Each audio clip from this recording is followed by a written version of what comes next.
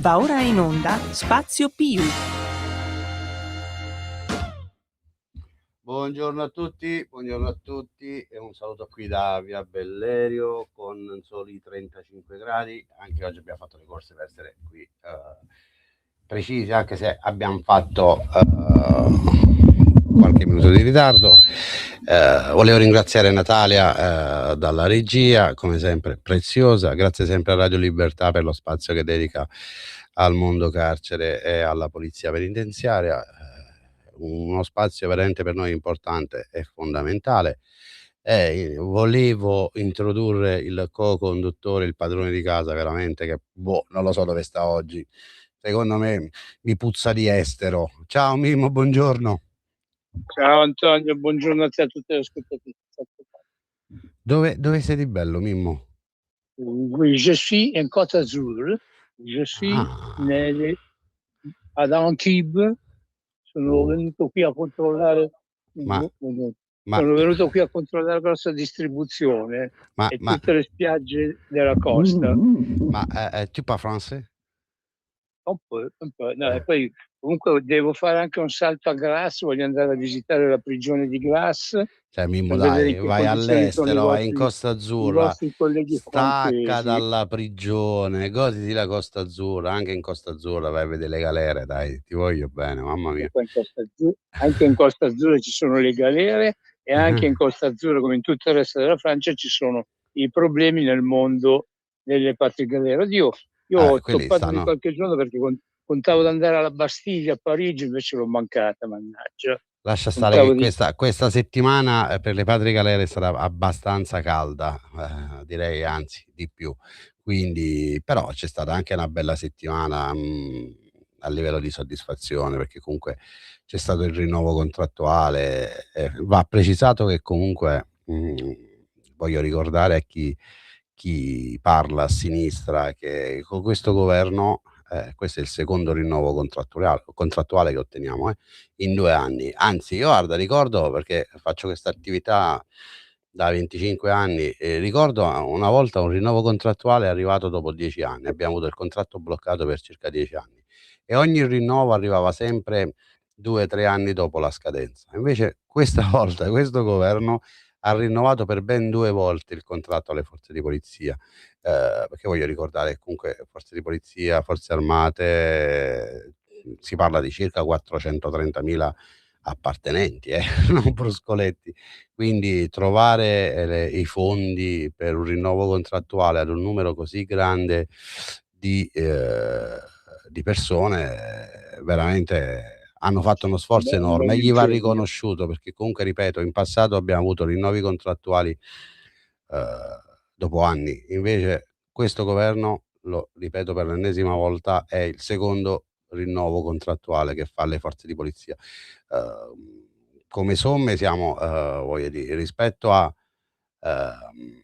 prima di questo esecutivo abbiamo ad oggi 250 euro di più in busta paga. E poi non bisogna guardare solo l'aumento a livello economico, a livello stipendiale, perdonatevi, ma anche a livello di incentivi ed altro. C'è stato comunque l'incentivo riconosciuto per coloro che lavorano in prima linea, per i colleghi che lavorano in sezione, che comunque è un qualcosina in più nel quotidiano che viene riconosciuto a tutti i poliziotti che lavorano in prima linea. C'è stato l'aumento dello straordinario previsto anche in questo ultimo contratto firmato. Là ci sono state tantissime cose. A livello economico comunque c'è stato un buon riconoscimento. È ovvio che quando parli poi con le persone, cioè, si aspettano sempre di più. Però come dicevo prima, tocca sempre fare riferimento a 430.000 appartenenti. Quindi devi trovare delle risorse che non sono di facile recepimento. Mimmo. Allora praticamente posso sperare in un tuo invito a cena. Con l'aumento che hai avuto, ti puoi invitare a cena. Allora. Mimmo, quello a prescindere, voglio dire, dai. Se ti invito volentieri, io ti invito quando vuoi. L'importante è che paghi tu. Quindi io ti invito quando vuoi, figurati, non è un problema. Anzi, invito pure Natalia. Poi paghi tu, che ce ne frega a noi. voi avete avuto l'aumento, io devo pagare. Antonio, Mimmo, mannaggia. l'aumento che abbiamo avuto già è finito prima che ce lo danno, quindi figurati se puoi fare affidamento sull'aumento. Detto questo, noi oggi dovremmo avere con noi un ospite veramente importante, solo stiamo cercando di rintracciarlo perché l'ho sentito stamattina, quindi dovrebbe collegarsi durante la trasmissione. Mimmo, E ed è anche stato... perché l'ospite importante ha avuto la sua parte in quello che sono stati tutti le varie attenzioni, i vari passaggi, gli aumenti economici. Lui è stato uno di quelli assieme al suo principale che è il sottosegretario Ostellari, giusto? Se non Assolutamente c'erano sì. loro due, tutta questa attenzione al corpo della polizia penitenziaria e agli uomini e alle donne appunto che ci lavorano, come anche oltre che gli aumenti, ricordiamo alle nostre ascoltatrici e ai nostri ascoltatori anche dell'aumento di personale che c'è stato da quando questo governo è in carica, cosa che non era. 15.000 in polizia penitenziaria e non voglio sbagliare, ma credo 45.000 appartenenti a tutte le forze di polizia. E ti do un altro dato che è importante: 6.000, ti parlo di tutte le forze di polizia, non solo la polizia penitenziaria. Abbiamo con questi numeri un più 6.000 rispetto al turnover. Questo è un dato fondamentale, perché fino a qualche anno fa il turnover non veniva mai garantito. Oggi fortunatamente con questo numero abbiamo 6.000 unità in più rispetto al turnover. Se per qualcuno non è chiaro, cioè praticamente il turnover, facciamo riferimento alle persone che vanno o sono andate in pensione. Quindi con questi numeri qua ad oggi questo governo può dire tranquillamente di avere un più 6.000 rispetto alle persone che comunque sono andate, vanno e in futuro andranno in pensione. Quindi diciamo che è un numero ottimo, no Mimmo? Come no, voglia. È il numero ottimo sì, perché prima ve lo potevate sognare tutti quanti voi del comparto sicurezza, stavate proprio freschi. Ora io però ecco, voglio portarti su un altro argomento. Ho letto i post che tu hai fatto su Facebook, sui vari social, dove appunto in pratica parlavi del gioielliere che è stato condannato a più di 14 anni per Sì, essersi difeso durante una rapina, no? sì. Ecco, quella leggevo appunto di sfuggita che praticamente il Presidente della Repubblica Mattarella già si è messo in mezzo dicendo che il potere della grazia, la grazia in Italia la concede solo il Presidente della Repubblica. Come a precedere il Ministro della Giustizia Nordio, tante volte gli fosse venuto in mente di proporre, no, il Ministro della Giustizia Nordio la grazia. Al solito Mattarella ha questa capacità di intervenire sempre a gamba tesa quando si tratta di rispettare l'impegno, il diritto, comunque i sacrifici, i dolori di chi appunto rimane, di chi è impegnato nel settore ordine e sicurezza, di chi è impegnato, di chi soffre di quelle che sono gli atti illegali.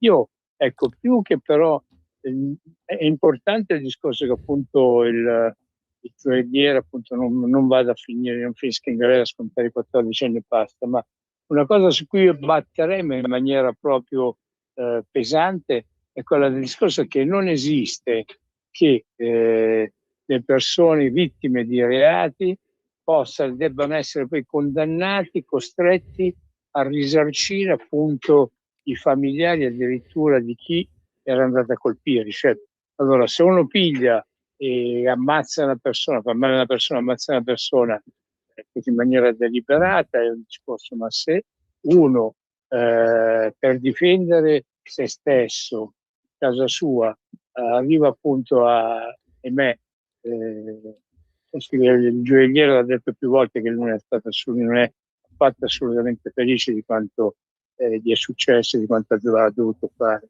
Però ecco, sentire che addirittura uno che appunto difende per la sua vita, le sue persone, i suoi familiari, debba addirittura risarcire i familiari di chi è andato a commettere un reato, questa è una cosa folle. Mimmo, Cioè, però su questo voglio dirti che comunque su proposta della Lega è stato approvato del DL sicurezza lo stop al risarcimento ai criminali. quindi non ci sarà più. Che è una proposta, No, no, bisogna vedere. è stato approvato nel DDL sicurezza. Attenzione, non è solo una proposta. Comunque è stato approvato all'interno del DDL sicurezza, quindi qualcosa si muove. E questa è un'ottima cosa perché effettivamente poi vedi anche nel caso di Roggero, poverino, dopo determinate situazioni ti ritrovi che partiamo dall'inizio, sto povero Cristo ha subito, credo, se non ricordo male, 6, 7 rapine.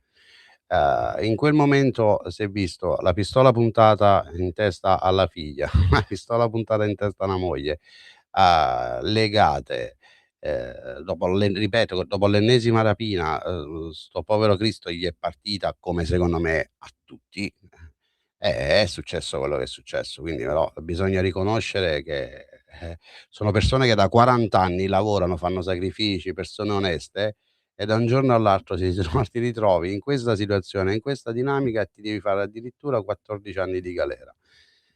E devi risarcire a chi è venuto a casa tua a rubare. Cioè, questo è un qualcosa di veramente orrendo.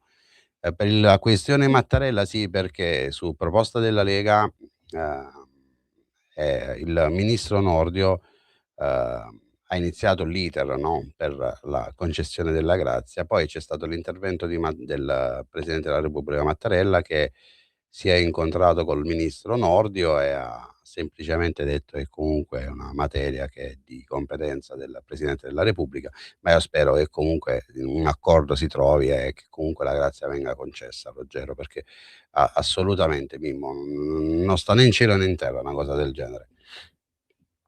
Antonio, visto che tu hai precisato che il DDL sicurezza appunto prevede questa cosa, ma questo DDL ha potere retroattivo, perché sai, in Italia si fanno leggi, proposte e cose varie, poi dopo chi lo deve prendere in saccoccia lo piglia ugualmente, perché se questo DDL non ha potere retroattivo, il povero gioielliere se la piglia in saccoccia. E non sarebbe il primo, perché ce n'è già stato uno in Veneto che è stato condannato a pagare appunto le spese a 2 rapinatori che erano stati rimasti feriti, in quel caso solo feriti, no? Però ecco, Ma io questo non... appena guarda, mi prendo questo impegno. In merito, facciamo così: noi la settimana prossima, venerdì prossimo che saremo in diretta, cercheremo di portare come ospite il sottosegretario Ostellari, che sicuramente, essendo stata una sua proposta, sicuramente ci dettaglierà nel merito e darà le informazioni giuste e esatte, perché è giusto che lo faccia lui, però è un qualcosa di veramente innovativo e interessante, come tante altre cose che sono state fatte da questo governo, innovative e interessanti. Solo che poi a me la cosa che ha fatto male in tutta 'sta storia di Roggero, a me m'è stato il silenzio assordante, di tutta la sinistra. Cioè, tutti, nessuno ha speso una parola, e questo veramente m'ha fatto riflettere. Sembra che questa persona appartenga solo a una determinata categoria di politica, e invece comunque è un problema che dovrebbe prendere tutti, perché è accaduto a Roggero, ma domani può accadere a te, a me, a chiunque. Però sai, comunque quello non, io tanto assordante come silenzio non lo valuto, è un silenzio normale, perché quando appunto i politici fanno a gara appunto a chi è più paraculo, chi è più demagogo dell'altro, ti pare che la sinistra possa prendere e applaudire a quello che è un provvedimento dettato dalla destra, o comunque che l'opposizione sostenga quello che la maggioranza propone? In Italia non è cosa, insomma. Necessariamente fosse anche la cosa più giusta da fare al mondo, ma se la propone appunto la maggioranza, è chiaro che l'opposizione, e in questo caso chi è che sta all'opposizione? La No, no, sinistra. Mimmo, ma io non mi riferivo al discorso della proposta di grazia, ci mancherebbe altro, figurati. Ma No, ma non solo quello. non sono entrati nel merito, cioè, proprio nel merito non sono entrati. E quella è la cosa che deve far riflettere, quindi proprio ti fa capire che Boh, non lo so, non lo so. È brutto dirlo, ma fa riflettere, ma è che stanno sempre dalla parte dei delinquenti, voglio dire. In questo caso bisogna sostenere le persone per bene. Mimmo, come ho scritto io su Facebook, le lacrime di Ruggero, che noi purtroppo abbiam visto tutti, son le lacrime di tutte le persone per bene che nel quotidiano subiscono. E noi da questa parte dobbiamo stare, con i più deboli. Cioè, voglio dire, io lo dico come appartenente a una forza di polizia. Noi dobbiamo sostenere, ai più deboli, a chi soffre, a chi subisce, capisci? Non possiamo stare dalla parte di chi crea sofferenza, chi delinque o altro. Capisci? Ma è No, ma quella la cosa. Antonio, io l'ho capito, quello che appunto io volevo precisare è che viviamo in un paese in cui se la forza di opposizione, in questo caso l'opposizione rappresentata dalla sinistra, vede partorire dalla forza di governo, dalla maggioranza una proposta sacrosanta e che fa che torna a favore del popolo, loro sono capaci appunto di sputarci sopra proprio perché appunto è arrivata dalla parte opposta politica. Cioè la sinistra in Italia non è mai stata capace di essere obiettiva, di essere giusta, forse sarà appunto perché è un po' di tempo che non si occupa più dell'interesse non si occupa più di servire il popolo, ma solamente di servire i propri interessi e i propri padroni, perché noi abbiamo dei leader politici a sinistra che ascoltano evidentemente, hanno dei padroni. Nel caso specifico, secondo me, hanno come padroni l'Unione Europea, perché tutte le cagate che l'Unione Europea ci ha infilato, la sinistra l'ha sempre sposate. Perché se appunto la destra va contro loro necessariamente, anche se la destra dice una cosa sacrosanta, loro devono esserci contro. Perciò il povero Ruggero si finisce in mezzo. A questi della sinistra non gliene fotte niente, ma poi non gliene fotte niente nemmeno di quelle che sono le condizioni del popolo. Vabbè, Mimmo, noi Io, dobbiamo essere, come dico, dobbiamo essere sempre più orgogliosi di stare sempre dalla parte delle persone per bene e non certamente di chi fa del male sì, o commette reati. Questo è poco ma sicuro. Quindi no, no, alla ma fine poi quello è chiaro. quindi questo è sottinteso. Volevo solo dire una cosa, ne parleremo dopo, ovviamente nella seconda parte della trasmissione. Apriamo un attimo un discorso relativo ai concorsi perché sto ricevendo dei messaggi, ma anche dei commenti sui vari social, quindi volevo solo dire che nella seconda parte parleremo dei concorsi. Però volevo finire Seconda il parte discor riusciremo a beccare anche il sottosegretario, la sorpresa o no? aspettia vediamo nella seconda parte perché ci sta provando Natalia.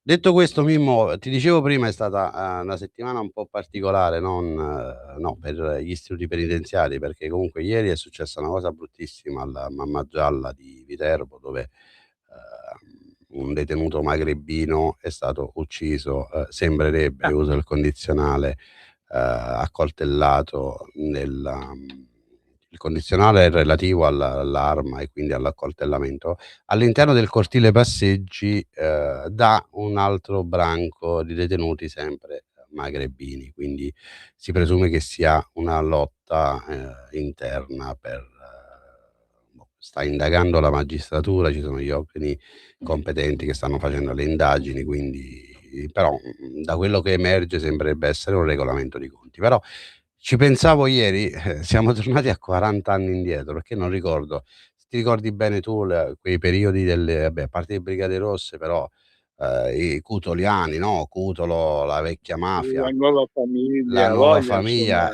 lì non ce Bistecca, n'erano di contorno e regolamenti compagnia bella. interni. E infatti quello pensavo ieri, ero giù a Roma quando ho saputo la notizia, la mia mente è andata a 40 anni fa, che effettivamente io sono 25 anni che sto nell'amministrazione, a parte un caso di una persona con problemi psichiatrici, non si sentiva, non ho mai sentito che in un cortile passeggi venisse ammazzato un detenuto. Questo dico: "Ma a cosa stiamo arrivando?" Però poi vedi, io non voglio essere sempre ripetitivo, ma sono sempre loro. Il problema principale delle nostre patrie galere sono loro, sono i detenuti stranieri, soprattutto provenienti dal Maghreb, detenuti egiziani, guarda, sono veramente ingestibili. Sono loro la stragrande maggioranza dei problemi degli istituti di pena.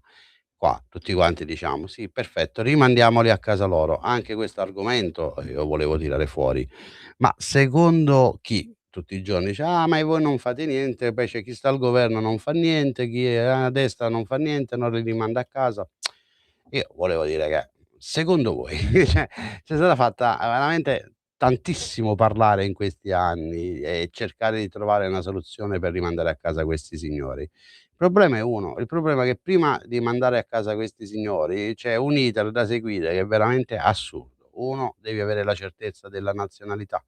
2, devi avere degli accordi bilaterali con il paese di provenienza.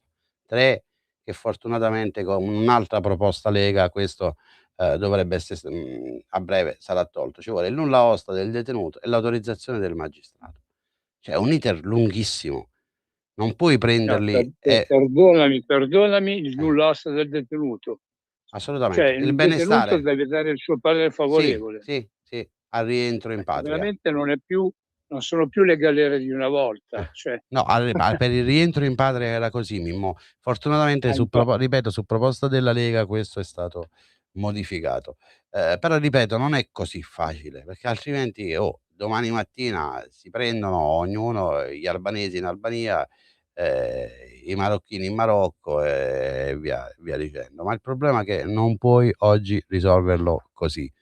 Perché è vero, si parla reimmigrazione, ma è un discorso molto ampio, perciò a volte dico a chi ci ascolta di fermarsi a leggere, a studiare, a capire, perché voglio anche ricordare che per rimandare a casa una persona, quel paese deve essere un paese sicuro e per qualcuno l'Egitto non è un paese sicuro, però guarda caso. soprattutto se una persona nel proprio paese, se fa ritorno nel suo paese, rischia di essere condannata a morte, automaticamente le nostre leggi lo impediscono. Ecco, questo è anche il discorso. Una volta c'era questo discorso qua, Oh, era un po' come la Francia, che la Francia dava parecchi diritti d'asilo a latitanti vari, con il discorso appunto se erano reati, se le persone si erano macchiate di reati politici oppure se avevano condanne a morte. Allora in quel caso la Francia lo negava. Quella diciamo è una regola che ancora noi in io Italia credo che abbiamo. ci vuole ancora un pochino di tempo, ma una soluzione logica, una soluzione concreta per rimandare questi signori a casa loro, deve venir fuori, perché altrimenti. Però ti dicevo prima, l'Egitto non è un paese sicuro, però tanti italiani vanno a Sharm a passare le vacanze, quindi però per qualcuno l'Egitto non è un paese sicuro e quindi di conseguenza tu non puoi mandare i detenuti egiziani a casa loro. Ma nonostante questo governo si stia facendo il mazzo tanto e poi, voglio dire, avremo l'ospite che ci dirà, l'ultimo che è stato aggredito un collega della Polizia di Stato, la persona straniera è stata assolutamente immediatamente espulsa e rimandata a casa sua. Credo che ce l'abbiamo l'ospite. È un piacere avere, Però abbiamo prima lo stacco pubblicitario, siamo non arrivati lo alla so, la metà. regia, un minuto e poi facciamo lo stacco ehm, buongiorno, abbiamo con noi il sottosegretario agli interni, l'onorevole Nicola Molteni. Ciao Nicola. Buongiorno ragazzi, Come ciao stai? Antoine, Tutto a posto? tutto a posto. In che parte d'Italia sei oggi? Sto andando a Castelguelfo, provincia di Bologna, alla festa della Lega, Ah, organizzata dal nostro amico comune, amicissimo, fraterno amico comune, Gianni Tonelli. grande Quindi Gianni, grande, l'ho sentito qualche giorno fa. Grande Gianni. grandissimo l'amico Gianni, organizza questa festa della Lega con Silvia Sardone, Igor Iezzi e tanti altri amici della Lega della Romagna e dell'Emilia sono in macchina. Castel Quindi. Gandolfo, quindi per tutti coloro che ci No, ascoltano. che Castel Gandolfo, Che era? Ah, Castelguelfo, Guelfo, vabbè, Castelguelfo. ok. Perdonami, Nicola, sono arrivato a casa alle 3 stanotte, alle No, 7 io dico quindi ci sei? Allora, Castelguelfo. Castel Guelfo in provincia di Bologna, Anzi, per posso tutti. cogliere l'occasione? Sì, Posso come cogliere no. l'occasione che se qualcuno della zona è lì e passa a trovarci, siamo a Castelguelfo via Volta, perché ho appena messo l'indirizzo sul TomTom. Ah, Castelguelfo via Volta, la festa della Lega, è una grande festa e poi faremo anche un po' di di dibattito. Comizi, un po' di... Sì, ma mi ha anticipato perché... Si mangia bene, si beve in tranquillità, c'è musica e poi ci sono gli ospiti della Lega. Assolutamente. Mi ha anticipato perché io quello stavo dicendo, quindi l'hai fatto tu, perfetto. Quindi hai dato pure l'indirizzo preciso. Quindi tutti coloro che ci ascoltano in quelle zone, andate ragazzi, pure i tanti colleghi che ci ascoltano e fanno servizio al carcere di Bologna, via. Parleremo soprattutto di forze di polizia, parleremo di sicurezza, parleremo del nuovo contratto e quindi parleremo di tante cose. Ecco, qualcuno in zona vi aspettiamo. La tua presenza oggi è proprio per questo, per parlare soprattutto del nuovo contratto. Però Nicola, se mi dai qualche secondo che c'è lo spazio pubblicitario, andiamo. Certo. Ok. Certo. In quanti ti promettono trasparenza, ma alla fine ti ritrovi sempre con la bocca chiusa e non puoi dire quello che pensi? Radio Libertà non ha filtri né censure. Ascolta la gente e parla come la gente.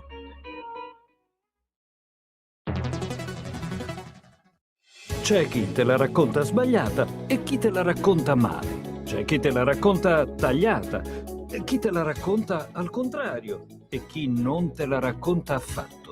QDS te la racconta giusta. Ogni giorno la tua terra, il suo presente, le sue attese, la sua volontà di rinascita. Leggi, abbonati, scegli il Quotidiano di Sicilia. L'informazione giusta per crescere insieme.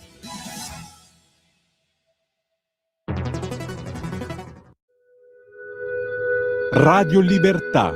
In un mondo in cui i mezzi di informazione vanno verso una sola voce, una radio che di voci vuole averne tante.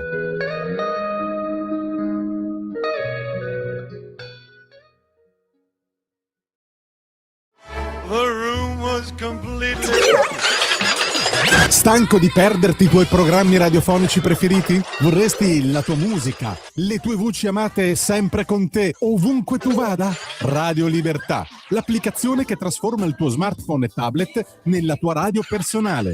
Scaricala ora, è gratis per i dispositivi Android e iOS. Avrai tutta la programmazione quotidiana di Radio Libertà a portata di mano. Scopri di più su radiolibertà.net. Semplicemente la tua radio. Eccoci tornati in diretta. Con noi abbiamo il sottosegretario agli interni, l'onorevole Nicola Molteni. Ci sei, Nicola? Eccoci, sono Eccoci. qui. Ecco, volevo aprire il discorso della bella notizia che ho detto prima, ho aperto dicendo che comunque in settimana c'è stato il rinnovo contrattuale per le forze di polizia e le forze armate. Ho ricordato che è il secondo fatto da questo governo, perché fino a qualche anno fa noi abbiamo avuto addirittura il contratto bloccato per 10 anni e i contratti vengono rinnovati dopo 2/3-4 anni dalla scadenza. Quindi questo il governo ha portato a casa un risultato grandissimo, perché in una legislatura 2 rinnovi contrattuali alle forze di polizia, se non è attenzione questa. Ma sì, poi Antonio, tu lo sai, no? Fai anche tra le tante cose che fai, sei anche rappresentante sindacale, sai che si può fare sempre di più, si può fare sempre meglio.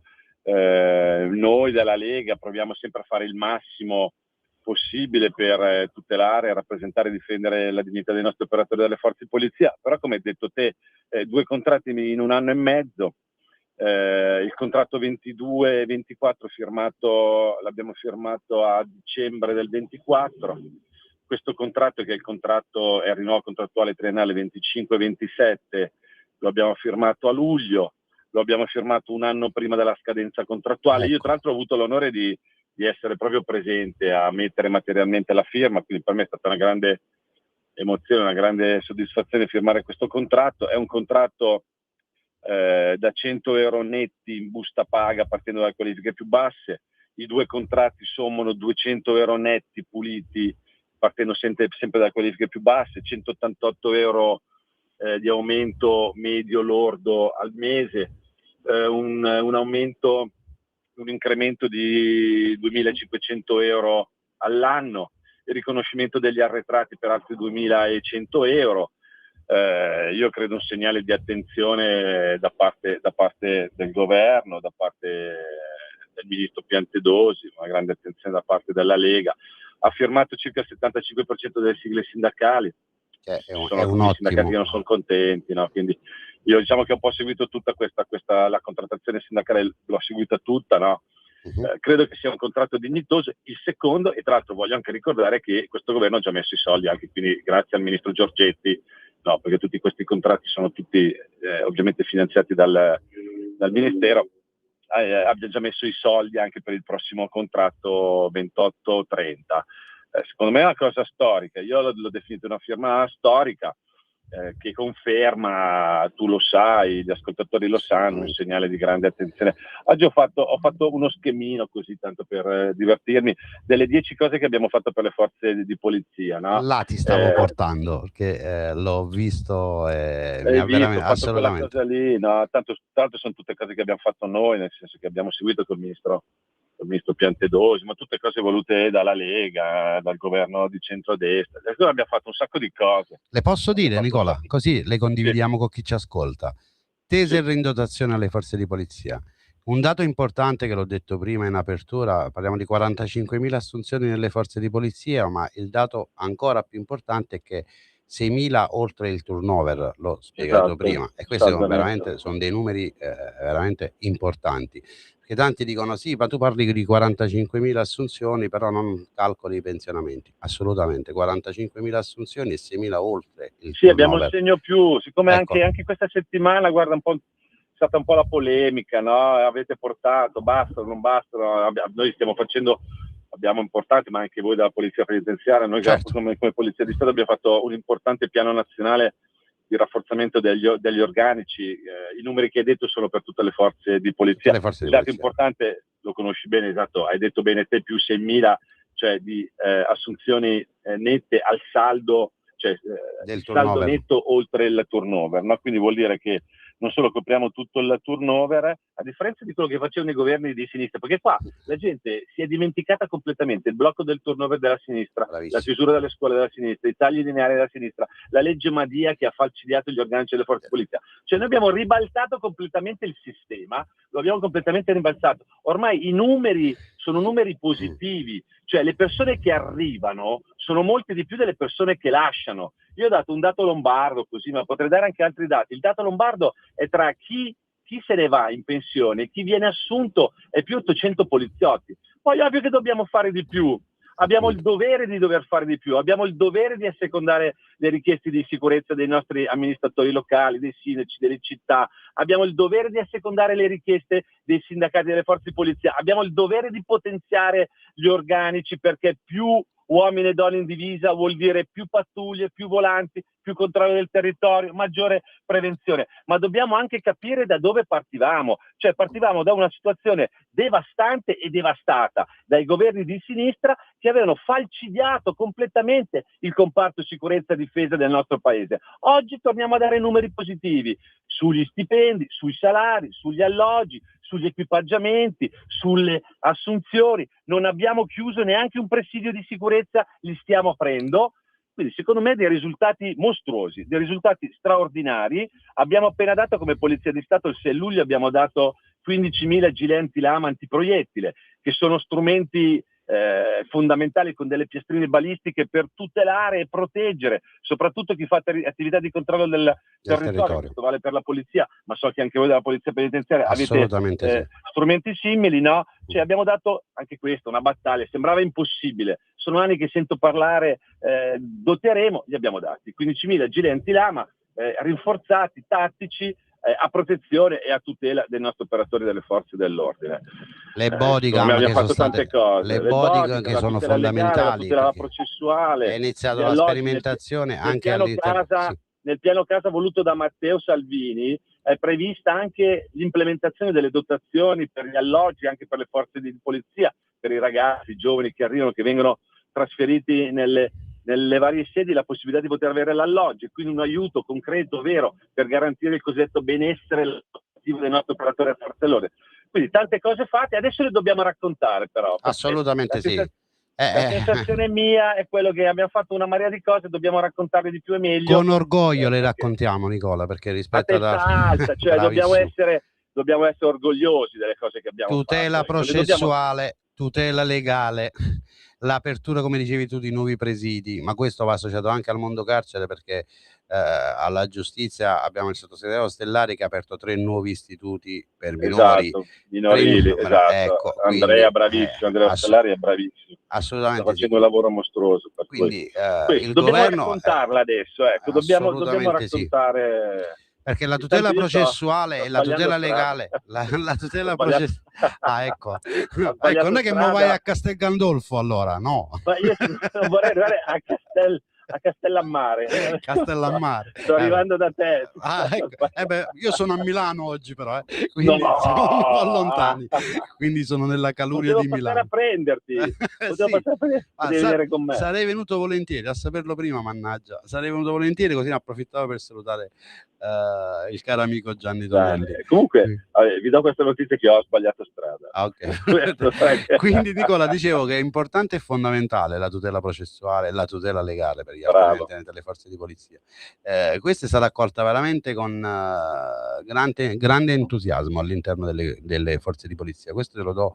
Tu sai bene che io ho molti amici anche in Polizia di Stato, Carabinieri, soprattutto amici sindacalisti e organizzazioni sindacali della Polizia di Stato.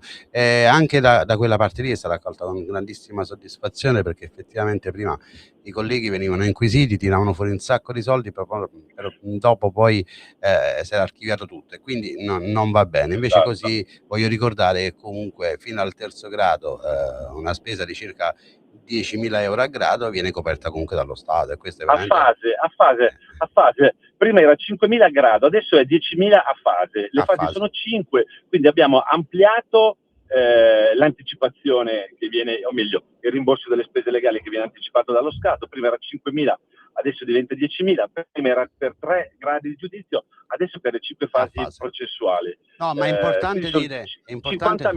50.000, poi mi dicono che tecnicamente dobbiamo migliorare ancora qualcosa, lo faremo. E invece sulla tutela processuale hai detto benissimo te, la necessità di superare l'atto dovuto, cioè il poliziotto, il carabiniere, l'agente della polizia penitenziaria che agisce nell'adempimento del dovere, che utilizza legittimamente le armi, che viene comunque automaticamente iscritto nel registro degli indagati, che gli comporta evidentemente una netta penalizzazione economica, di carriera, sanzioni disciplinari che poi vanno a incidere in maniera pesante sulle determinazioni di avanzamento. Anche qua non è uno scudo penale, no? Non è una sorta di impunità, ma è invece una tutela. Così, la non automatica iscrizione, è una garanzia. Sono le cosiddette garanzie processuali che abbiamo fortemente voluto come Lega, che abbiamo inserito e votato nell'ultimo decreto, nel decreto sicurezza bis. Adesso abbiamo fatto un nuovo disegno di legge, il TER, la legge antimaranza, proprio per contrastare il fenomeno della criminalità giovanile di gruppo, della violenza di gruppo collettiva. Lo stop al risarcimento per chi delinque. Poi abbiamo messo la norma, quella è una norma che tutti si intestano, ma dobbiamo dire la verità, quella norma lì, quella che esclude il risarcimento per rapinatori e ladri, se il danneggiato ha commesso reati gravi. Quella norma l'ha scritta una persona, sai chi è? Sentiamo. No, Andrea Ostellari. È che non lo so io. No, io te lo volevo fartelo dire da te, io che non lo so. Ma sai perché lo dico? Perché tutti adesso si stanno prendendo i meriti, no, di quella norma. No. Quella norma l'ha scritta Andrea Ostellari. Ci siamo sentiti, ci siamo confrontati. Sai che con Andrea c'è un rapporto di amicizia personale, di stima e di collaborazione continua. Quella norma adesso è la norma di tutti se la stanno vendendo e appropriando. Quella norma l'ha scritta Andrea Ostellari, il sottosegretario alla giustizia della Lega Andrea Ostellari. Andrea Ostellari ha scritto quella norma giusta e sacrosanta, e dobbiamo dirlo, perché sennò tutti sono... No, tu prima dicevi una cosa sacrosanta, adesso sono state fatte tantissime cose, adesso è arrivato il momento di dirle e pubblicizzarle e far arrivare alla gente quello che è stato fatto realmente. Ma ti pure un po' i meriti, perché ripeto, la norma che è chiamata norma Roggero, cioè costruita, diciamo così, anche sul caso, ma non solo sul caso che ha colpito con una condanna, adesso si sta dando in carcere a Bollate Mario Roggero, quella norma per escludere, per evitare il risarcimento del danno al beneficio del rapinatore o del ladro quando il danneggiato ha commesso reati particolarmente gravi, l'ha fatta Andrea Ostellari, e noi dobbiamo dirlo. Ecco, dobbiamo raccontare. Nicola, te lo leggo un messaggio che è arrivato, sono arrivati più di qualche messaggio. Uno che è arrivato in particolare, che è Marisa, che ci scrive: carissimi, un giorno alla settimana fate l'elenco dei risultati ottenuti, per piacere. Marisa, perché questo vedi, gli ascoltatori ce lo chiedono. Io se vuoi, io vengo io ho tutto quello che abbiamo fatto sul tema, diciamo, sicurezza e immigrazione. Io mi rendo disponibile a fare l'elenco. Facciamo così, ci tengo veramente e con piacere. Ti invito live, tanto. Ma perché dobbiamo raccontarlo? Certo. Se no i meriti si ripigliano gli altri. No, poi ovviamente siamo in una coalizione, assolutamente. Ci vogliamo bene il centrodestra, benissimo, no? Dopodiché noi però dobbiamo dire che le cose che abbiamo portato a casa, che hanno il timbro Lega Salvini, okay? Matteo Salvini, le cose che ha portato a casa la Lega di Matteo Salvini. Assolutamente tutte queste robe qua che abbiamo detto adesso sulla sicurezza, sulle forze di polizia, i decreti di sicurezza, i contratti, è tutta roba della Lega. E noi dobbiamo raccontarlo. No, ma perché comunque è semplice verità, qua nessuno sta inventando nulla, perché tu insieme abbiamo elencato tantissime cose fatte, ma possiamo dirne ancora altre. Tornando al mondo penitenziario, possiamo dire che quando è arrivato questo governo nel 2022 i detenuti erano tutti aperti, oziavano, erano piazze di spaccio. È arrivato Andrea Ostellari alla giustizia, ha fatto semplicemente quello che magari doveva fare che qualcuno qualche tempo prima, ha fatto fare subito una circolare, i detenuti sono tutti chiusi. Adesso è tornata un attimo la tranquillità all'interno degli istituti penitenziari, è tornata finalmente la polizia penitenziaria a indossare la divisa di istituti per minori. Come ti dicevamo prima, sono stati aperti 3 istituti per minori, cioè il lavoro è tantissimo tuo, di Ostellari, ma di tutta la Lega, perché è inutile, possono dire quello che vogliono, si lavora nel quotidiano H24, quindi non ci si ferma mai per portare ottimi risultati a casa. E io ne approfitto per invitarti qua di presenza in radio e facciamo veramente un elenco di tutto ciò che è stato fatto e entriamo nei dettagli, perché comunque la gente è giusto che sappia. Siamo lì almeno 3 ore però. E qual è il problema? Tanto siamo a casa nostra, ci facciamo autorizzare. La nostra trasmissione è 1 ora, però possiamo pure sforare. Va bene, chiediamo una deroga. Ma sì. Facciamo autorizzare una deroga. Chiamiamo Salvini, facciamo autorizzare. Nicola, io ti ringrazio, ti lascio libero. Io vi saluto, vi confermo che ho sbagliato strada, non so dove sto andando. Vamo. In bocca al lupo allora. Farò sapere se arriverò, vi racconterò. Salutami Gianni un abbraccio Tonelli, ragazzi, un abbraccio viva la libertà sempre. Però libertà e sicurezza. E non mi chiudi con un Forza Napoli, no? Mai, Forza Inter o Forza Cantù. Giocatela. Giocatela, Forza Inter o Forza Cantù, giocatela. Ciao Nicola. Un abbraccio amici. Ciao Nicola. Ciao amico mio. Ciao. Eccoci, è un grande, il sottosegretario Molteni, è un grande, è carico, energico, guarda, veramente è un vulcano, non si ferma mai, attivo H24, come credo tutti quelli che comunque fanno parte della Lega, perché veramente quando si dice che la Lega è il partito del territorio, è vero, ma all'interno della Lega ci sono persone veramente che si fanno il mazzo dalla mattina alla sera, partendo poi dal segretario federale, perché veramente è una trottola, non si ferma mai. E poi è ovvio che arrivano i risultati, come quelli che dicevamo prima col sottosegretario Molteni, ma io ho ribadito anche quelli ottenuti tantissimi anche dal sottosegretario Ostellari.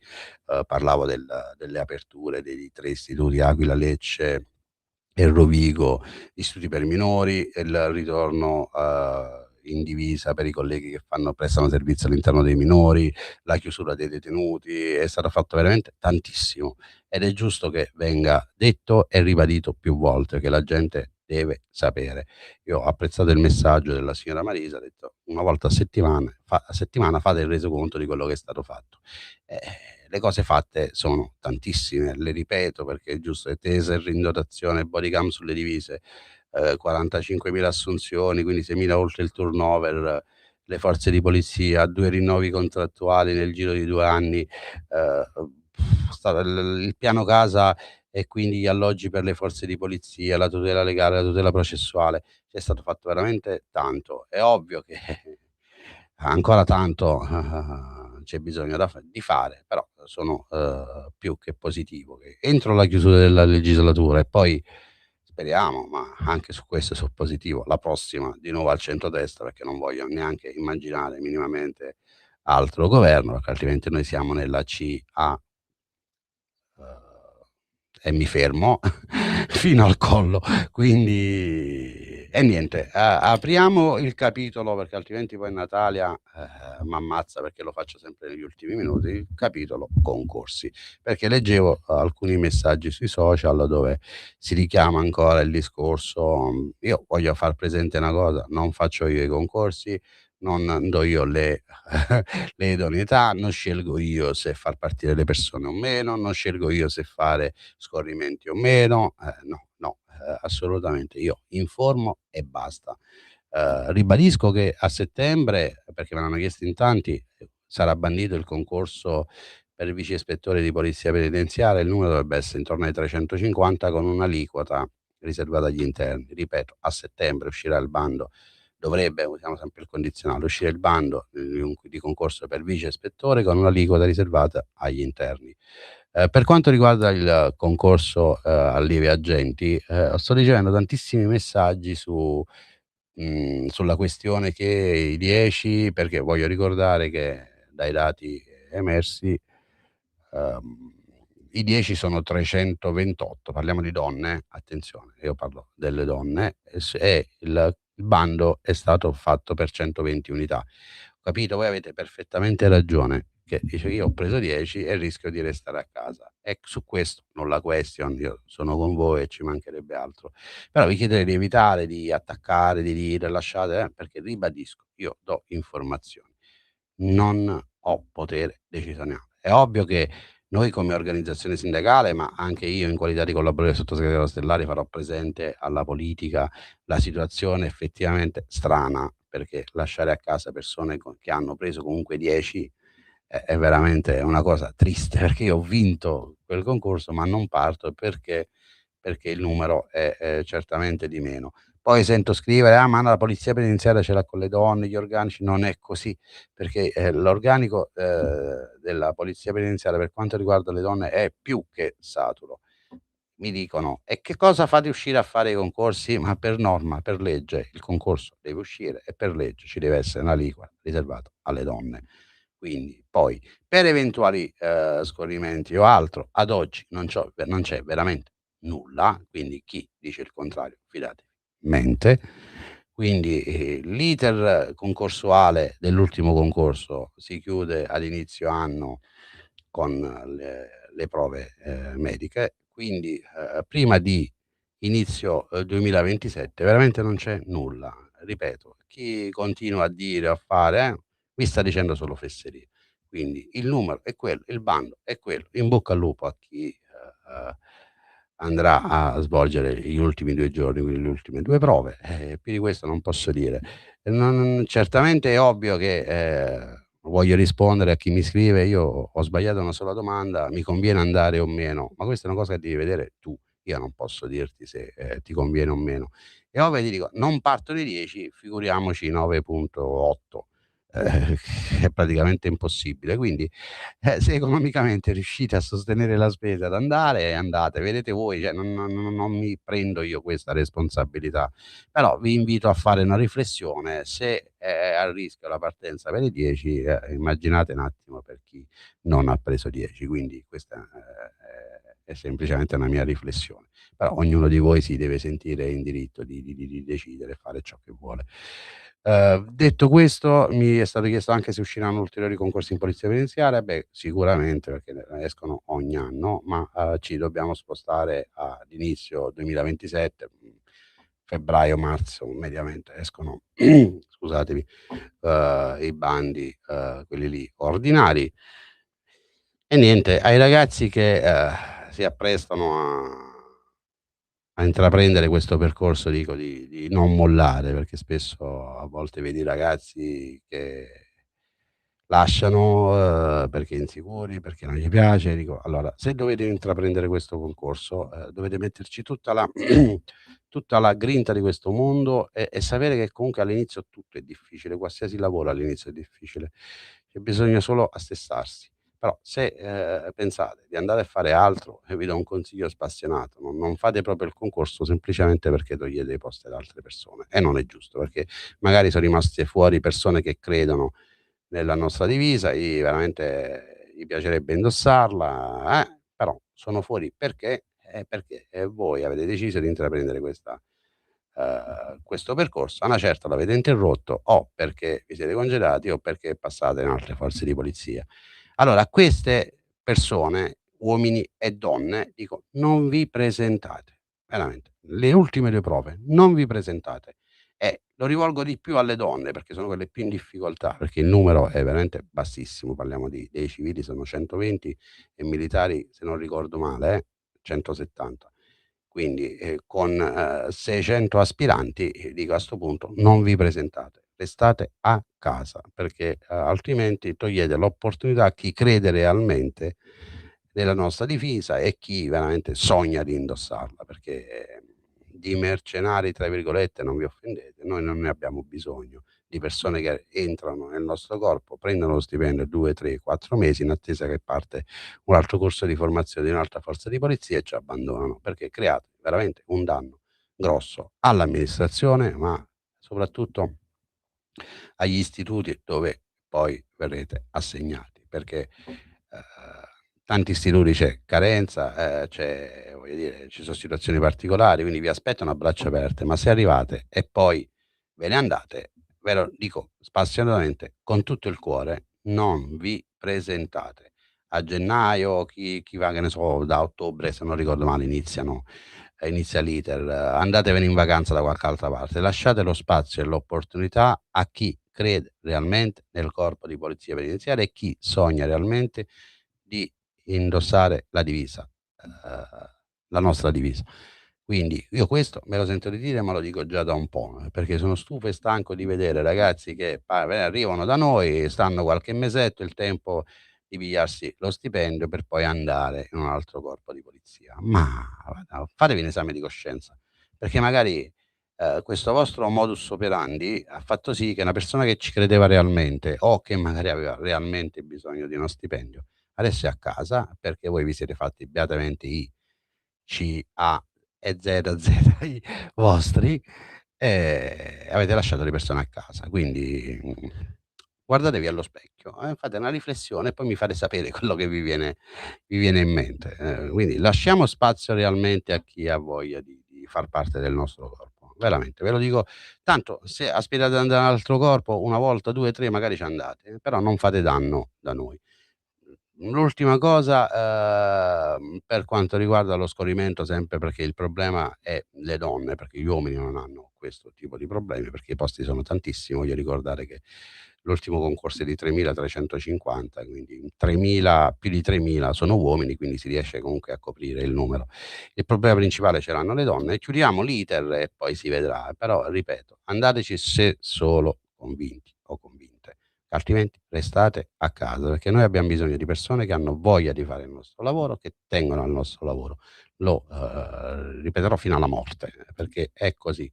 È triste vedere poi certe dinamiche e situazioni.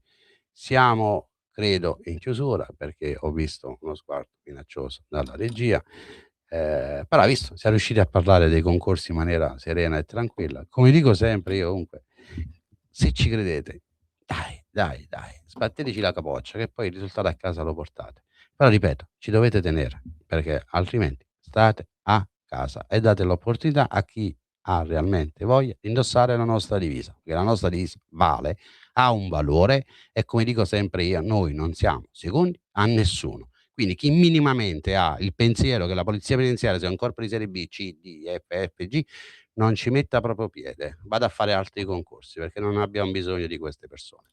Va bene, ci vediamo venerdì prossimo, grazie sempre per l'attenzione, grazie alla regia Natalia come sempre top, grazie a Radio Libertà per lo spazio che dedica al mondo carcere e soprattutto al mio amato corpo, che è quello della polizia penitenziaria.